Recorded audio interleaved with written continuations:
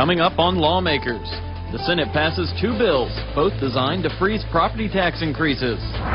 Our Tuesday leadership interview series continues with Senate Majority Leader Tommie Williams.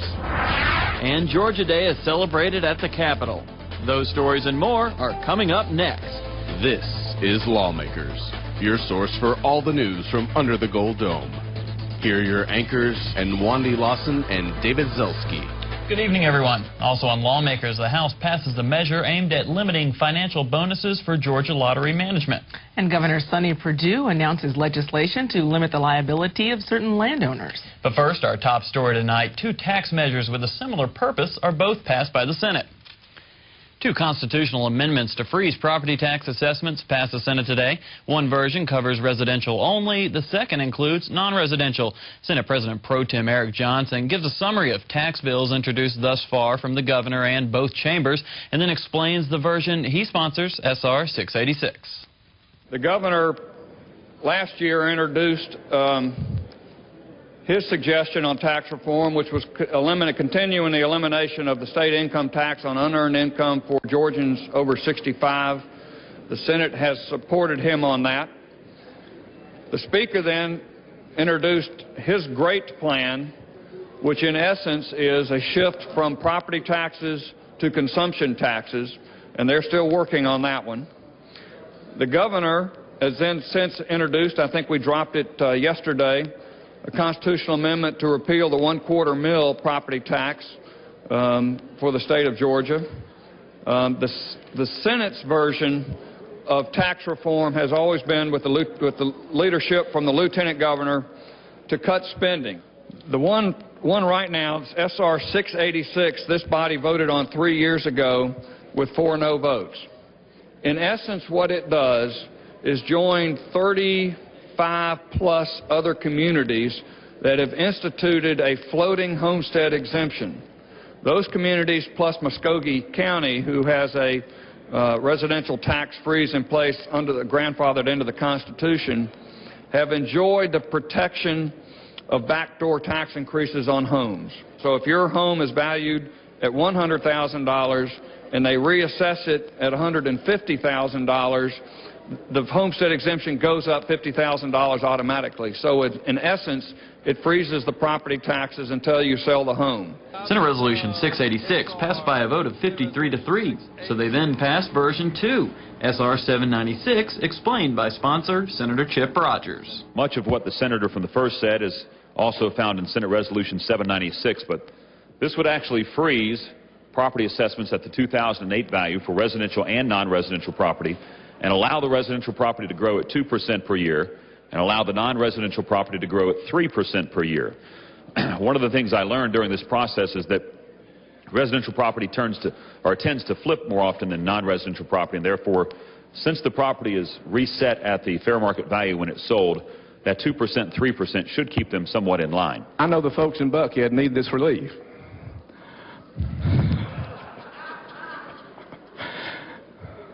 But I hope at the end of the day all this stuff balances out.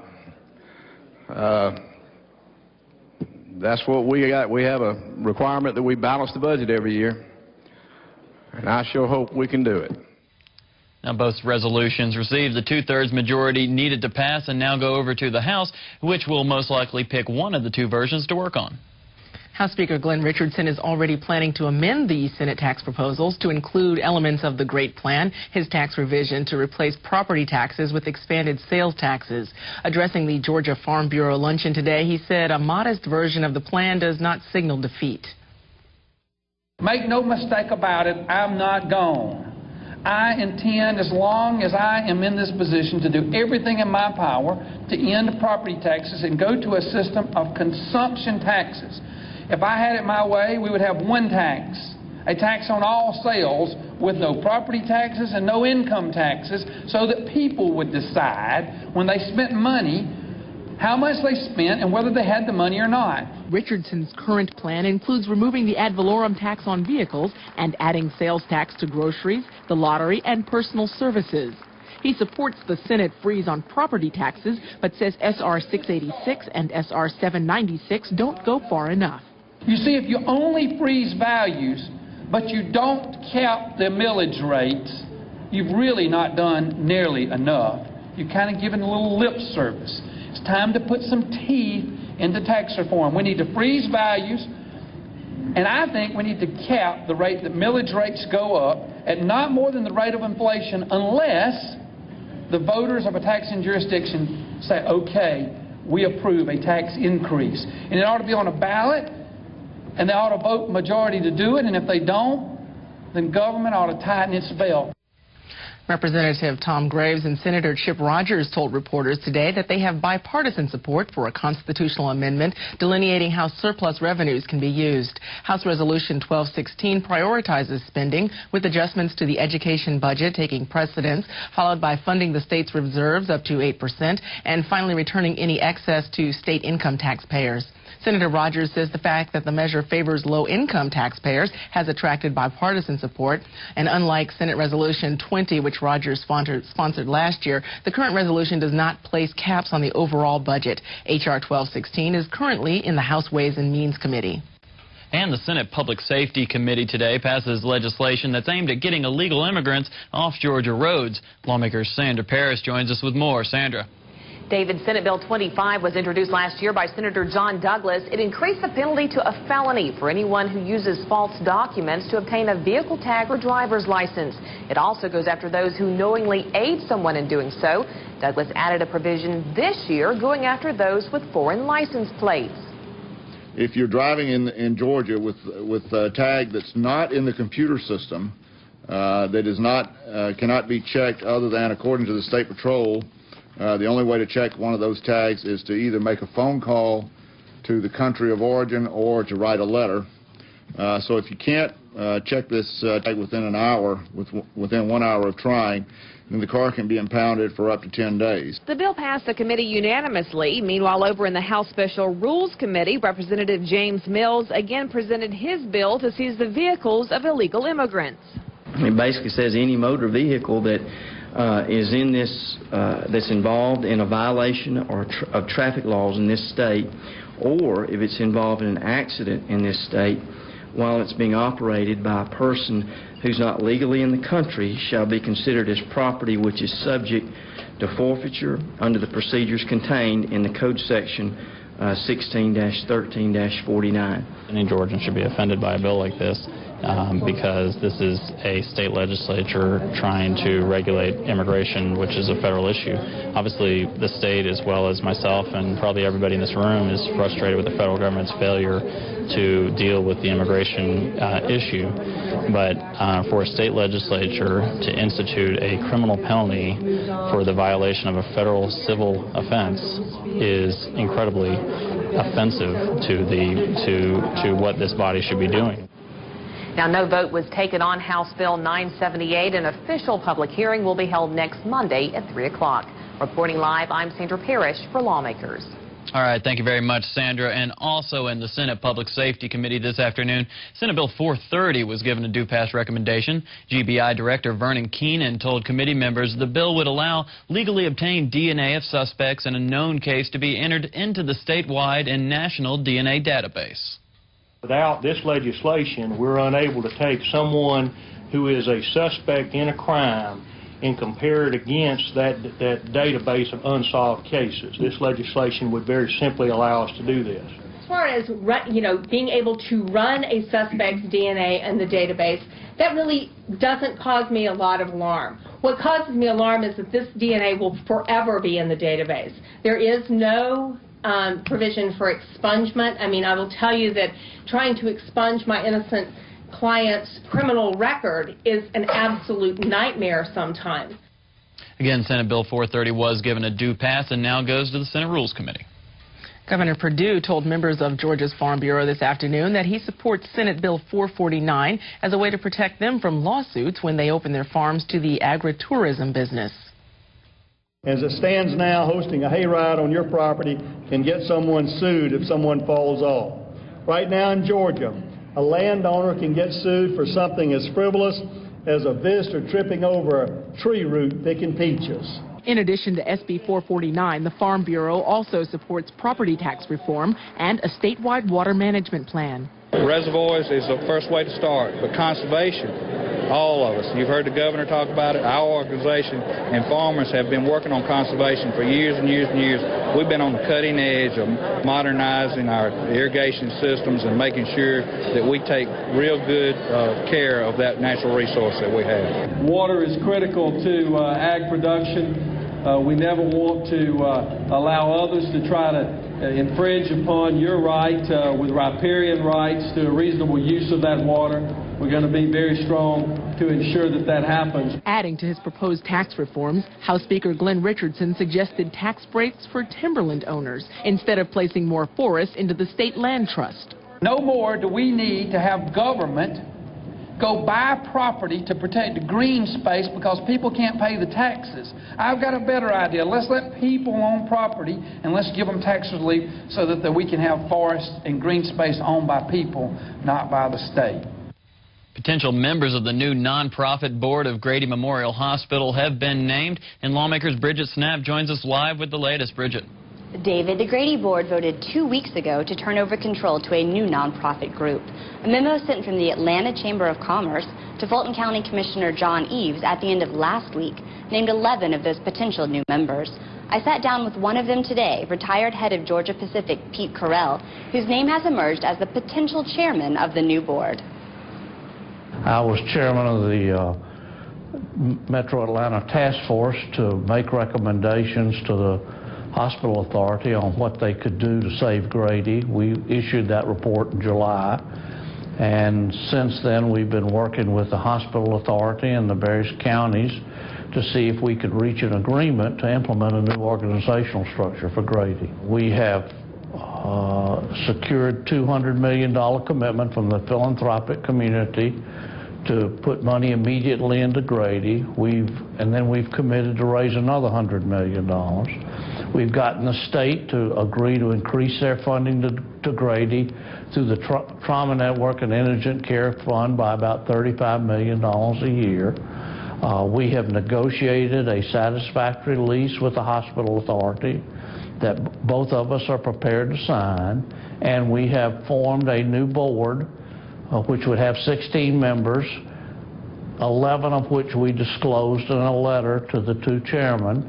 The other 5 would be appointed by the Hospital Authority. Mr. Carell highlighted what the board will be focused on if it is approved by Fulton and DeKalb counties. Well, clearly we need to get some capital in there. A lot of equipment needs to be replaced.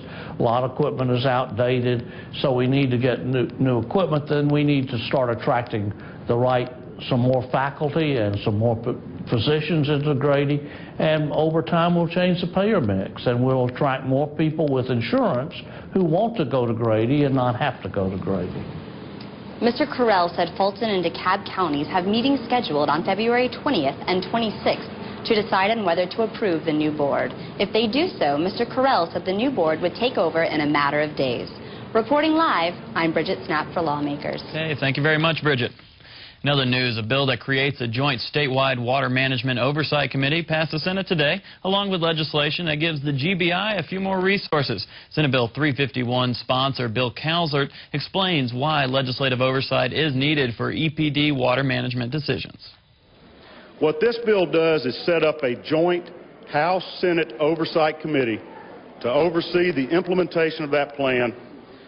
It will be made up of the chairman or chairperson of the Senate Natural Resources Committee, the chairperson of the House Natural Resources Committee, and 3 additional members of the House and 3 additional members of the Senate.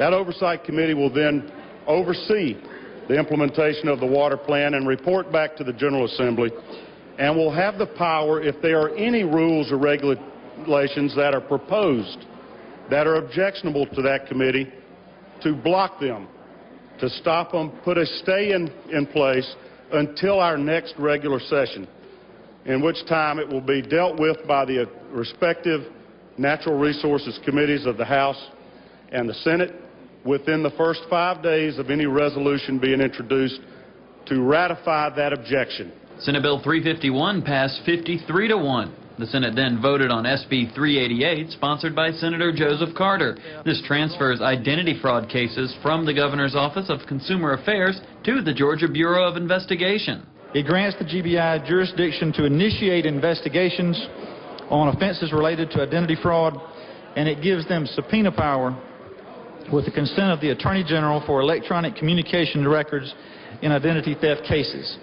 It will help to formulate an identity theft unit with $1 million in funding in our budget, which will assist with the training of local law enforcement and prosecutors to handle small identity theft crimes at the local level, while using the GBI resources to tackle larger crimes which cross multiple jurisdictions. Again, both Senate bills passed and now go over to the House. The House today voted to add 2 additional members to the Board of Directors for the state lottery and to expand the duties of the board in order to monitor lottery executive salaries and bonuses. It also gives the board the ability to approve, disapprove, amend, modify any bonuses or incentive packages recommended by the Chief Executive Officer. Also, this board will have the ability to have a detailed accounting of bonuses and incentives proposed by the corporation, and the Legislative Oversight Committee will review that on an annual basis. It expands the oversight to 6 House and 6 Senate committees. It also gives the Speaker and Lieutenant Governor the ability to appoint members, one of which from the minority party. And finally, it gives the General Assembly a detailed, complete report of the Lottery Corporation's salaries and incentives by December 1st of each year. Democratic leadership says the bill actually reduces legislative oversight of the lottery board. When it was first set up, we did it where this body and the body across the hall could have oversight. That's being struck from the committees they're in now and setting it with a smaller group. You basically have a group of both committees with all the members on that, and you're narrowing it down to a smaller group that would have legislative oversight, quite frankly. I appreciate having the minority party put as one of those members, but now we have 8 members on the committee that's currently has oversight now. So in a way, you're really reducing the numbers from our side and your side, both sides of the aisle, that would have input on concerns we may have. House Bill 919 passed by a vote of 119 to 32, and it now moves to the Senate. Georgia was established as a colony back in 1733, and our great state's history was celebrated at the Capitol today for Georgia Day. And lawmakers Kim Sims brings you Georgia. 275 years ago, General James Oglethorpe, along with those 100 settlers, landed at Yamacar Bluff, which is now Savannah. Today, February 12th, marks the celebration of Georgia Day. The Georgia Military College was on hand to bring in the annual event of James Oglethorpe's founding of the state of Georgia. And I'm proud today to officially recognize our state's birthday by once again proclaiming today Georgia Day. In the 1980s, Georgia Day was removed from state legislative law. House Bill 387 will re-establish its position. Reporting from the North Wing of the Capitol on Georgia Day, this is Kim Sims for Lawmakers. The Senate Education and Youth Committee today passed Senate Bill 345, which would help the children of active military personnel better navigate the nation's education system. Supporters say the bill helps children avoid red tape associated with moving from place to place. The legislation creates a commission that would enact public policy to ease certain attendance and graduation requirements for these children. House Bill 345 is interstate legislation and requires the approval of 10 states to become federal law. That bill now goes to House rules. In addition, the committee discussed House Bill 881, which would create another avenue for the formation of charter schools. The committee will take that bill up for a vote after further discussion, and we, of course, will keep you updated. Our Tuesday leadership series of interviews continues this week with Senate Majority Leader Tommie Williams. I had a chance to speak with the Senator yesterday afternoon and began by asking him about the budget, since January revenue figures totaled lower than original expectations. The governor's revenue estimate was a moderate estimate, assuming that the economy would slow a little bit. So we think we're going to be in good shape. We've got $1.5 billion or so in reserves. So even if we have a severe downturn, we think we'll be in good shape. Now, there were some issues coming into the session that we knew were going to be a big deal, and one of those was water because of what Georgia went through in late fall, early winter. Talk about what has happened with the statewide water plan. both sides did a great job in preparing a water plan that we felt like we're comfortable with. We've got some oversight legislation that we were concerned about to help protect the bill and the rulemaking policy. So we're excited. We passed it out. The first week in the Senate. So the bill we thought we would fight over a lot actually went fairly smoothly. Well, they talked about opening swimming pools and lightening up on some watering restrictions. How closely are you all going to have to watch this issue? Well, it all depends on the weather, but we're aware that we still have a serious problem. It's not raining right now, and so there are some issues that we could let up on a little bit. You know, the landscaping industry, those folks that grow trees and shrubs, you just can't put them out of business. So I think we're taking modest steps to protect from a severe drought, but at the end of the day, we do have to have some restrictions at this point in time. Coming into the session, we knew that taxes were going to be a big issue. We've seen proposals for tax shifts, tax cuts. What do you think is going to be making it out? Well, Eric Johnson has introduced a bill that I think we all like, and that's just a statewide freeze that's connected to your bed. As many counties have already done this. We think that bill has lots of merit. The citizens in the counties that's been done in like it very much. And then Chip Rogers has a bill that will tie tax increases, at least on the property tax side, to a rate of inflation, and it covers not just homesteads but all property. So that bill has a lot of merit. He's worked with the Speaker throughout the off session to try to perfect that bill. So we're excited that we'll get some relief for property taxpayers. Now, transportation, primarily traffic in the metro Atlanta area, has been a headache for many legislatures in the past.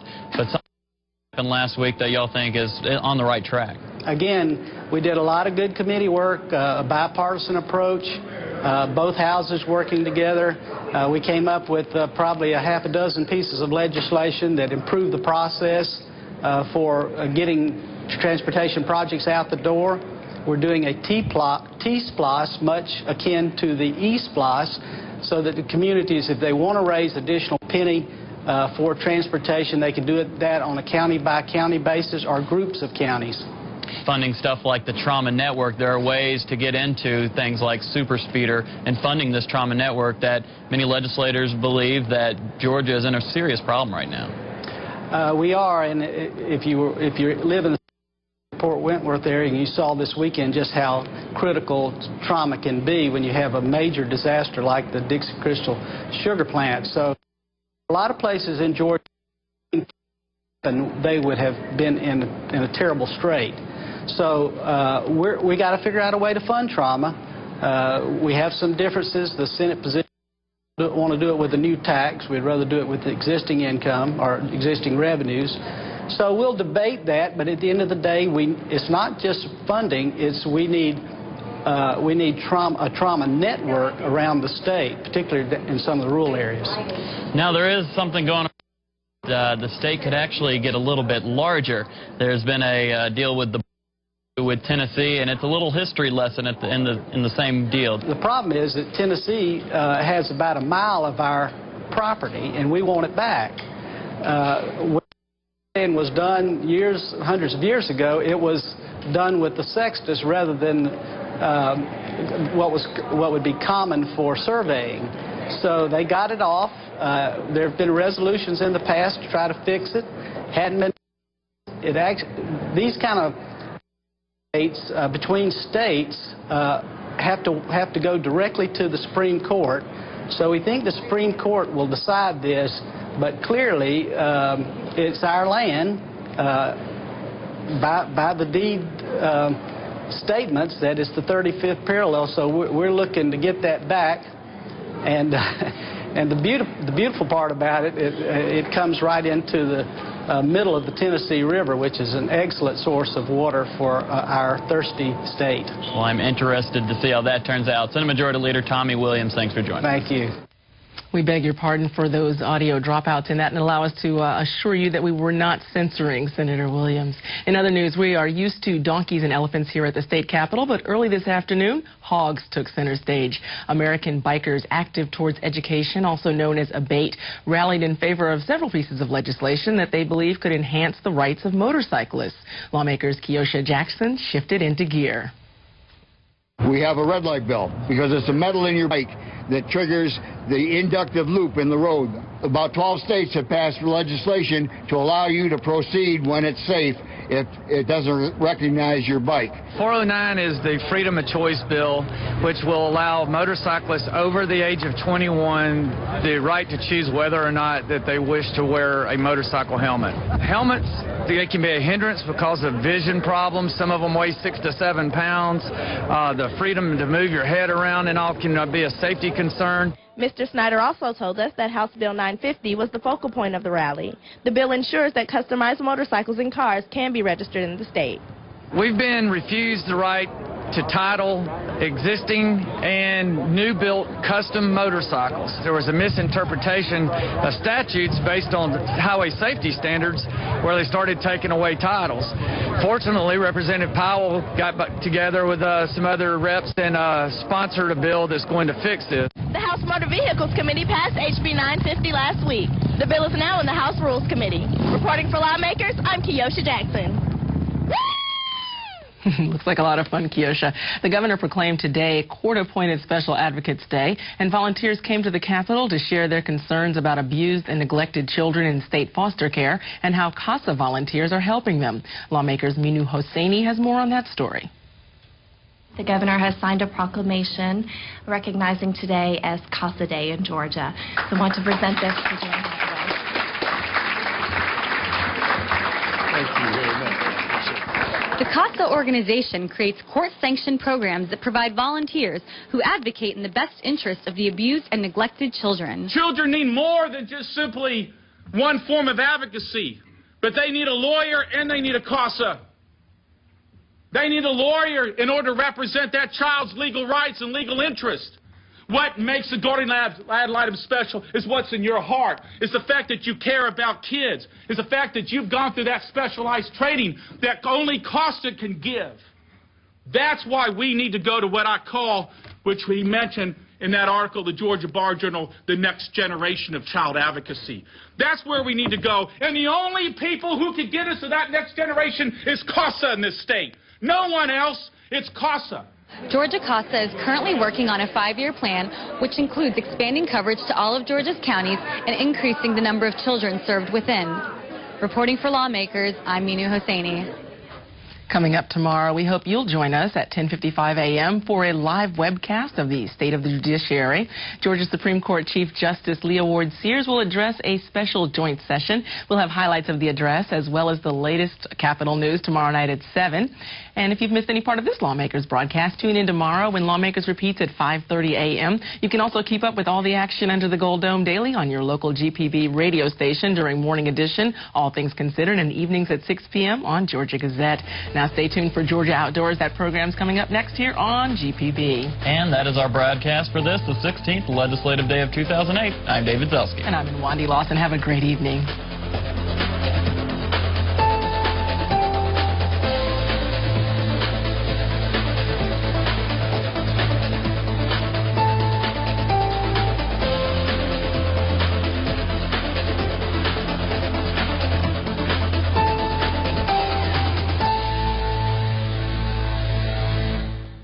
This has been a production of Georgia Public Broadcasting.